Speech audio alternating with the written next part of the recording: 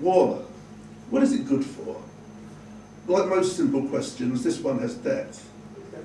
Good things can come from bad ones. The Great Fire drove the plague from London and freed up the space for Wren to build St Paul's. Sid Barrett's breakdown drove Pink Floyd to create a new type of music with which they ruled the world. And by leaving 2 generations of the ruling class on Flanders fields or shot from European skies, the 2 world wars created a power vacuum that the 60s were aching to fill. And what defined the 60s? The rebellion, the outrage against war, either cold or Vietnamese. The social change that would not exist without the working class moving into positions long closed.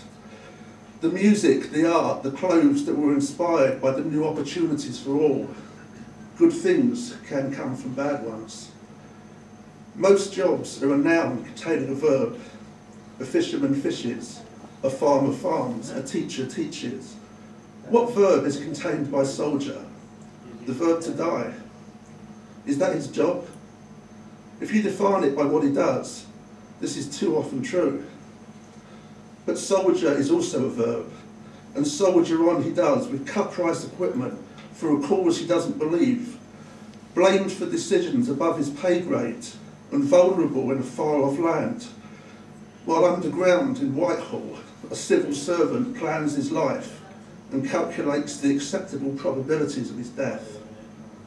Shift the mind's eye, push it south and east, over Africa and India, where children wave machetes and neighbours run an arms race in bare feet. Shift it north, where the terrorists were armed and trained by the CIA when they were called freedom fighters. Have they not read Frankenstein? Those who make monsters must be careful to know how to control them. Zoom in down to Kandahar. There's a Land Rover, another with it, driving down the dry road. Squaddies looking at each other, eyes tired and dust in every pore. Their memories of beer and sex are faded now, already dead. The iPods and the MTV replaced at last by IEDs and UAVs and Taliban.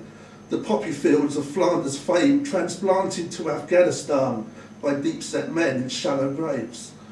The RPGs were buried on the dark side of the road, linked to webcams and remote triggers made from cars, while high on the mountainside, protected by binoculars, eager fingers waited to flick a switch.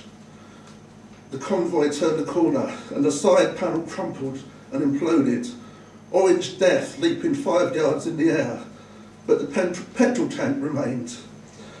Bodies from the car behind scrabbled at door handles, ran to the wreckage, scrabbled at door handles now hot and red, and when they were all assembled, rescuing their mates, the second rocket fired, and this time the petrol tank did explode, mushrooming like over-yeasted bread, twisted metal raining down, the smell of burning petrol competing with cordite, with burning flesh.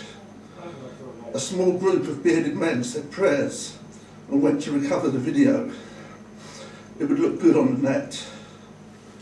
Cast a mind's eye north and westwards now, over Bosnia and Serbia, where Muslims were killed for being Muslim, over Germany and Poland, where Jews were killed for being Jewish, and back to Britain, where Catholics were killed for being Catholic. Zooming on the north, a working town that stopped working when the pit was closed. Zooming on the house, St George's flag in an abandoned bedroom, DVD collection, mainly featuring soldiers. Gloved knuckles on a painted wooden door, Sergeant Major, crown and stripes on his arm, beret under epaulette. Door opens, drained, drawn face, realisation dawning, long hard swallow. He says, I'm afraid I have some bad news. She says, I know. Door slams, crying footsteps.